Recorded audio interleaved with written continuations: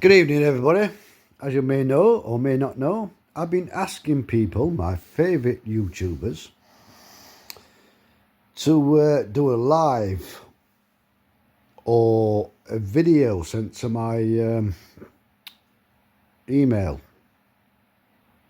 So, very exciting news. Absolutely fantastic. I've got my first video back from my allotment family diary.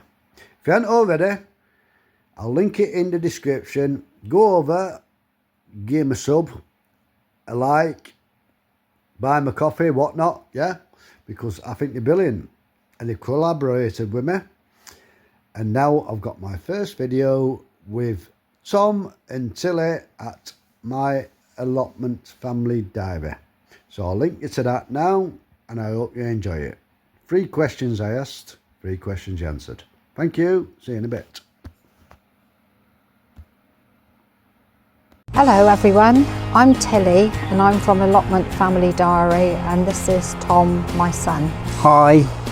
Yeah, so hello Richard Taylor Gardening, and thank you ever so much for sending us 3 questions to answer. Yeah, 3 good questions too. Yeah, so shall we start? Yes. Right, so the first one is, when did you first stick your hands in the soil?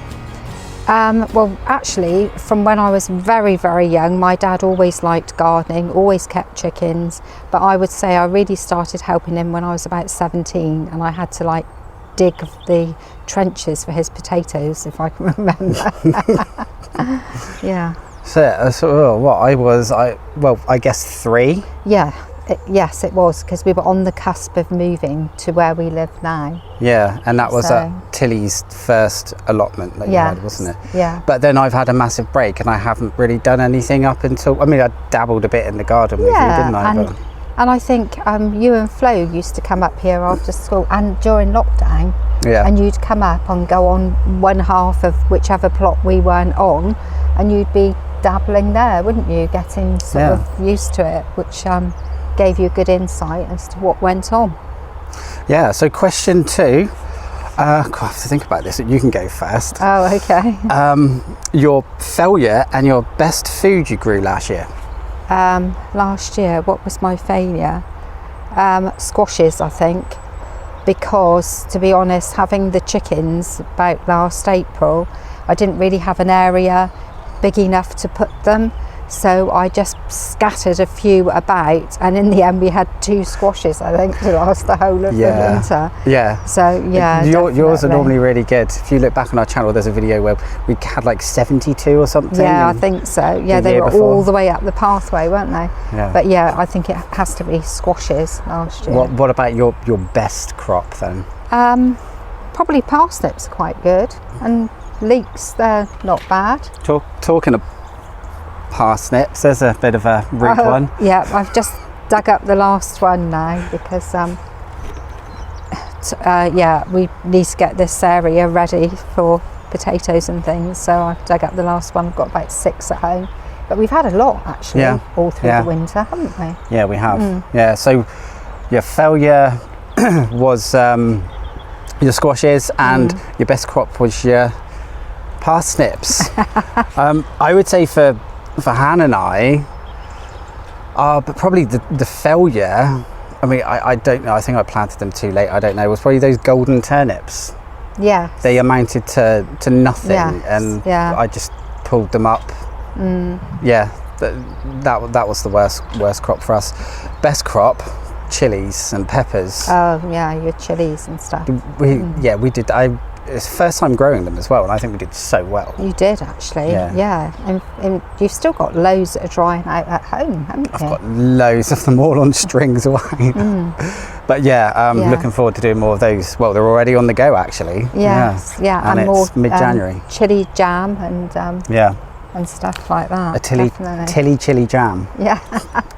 So the final question, where's it gone? In my little notebook here. Right, I'll leave this one for you because you're the chicken lady. So chicken husbandry.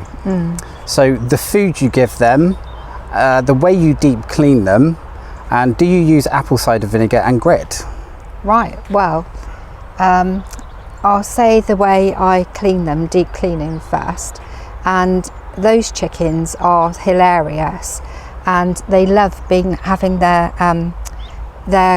pen and everything full of straw, and they love actually scraping it around themselves. So probably about 3 weeks they have a new bale of straw. I get all the stuff out first and put it into mature in the compost, or Tom takes it over to his.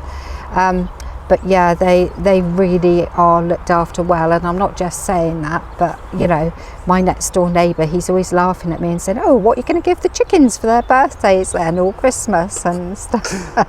Yeah, so yes, I do use cider vinegar as well in their water, a few drops, you know, not too much, because I use it every day because it helps their good gut control and things, and it helps keep them in good condition, and it helps a bit with the worm problem as well that people might get.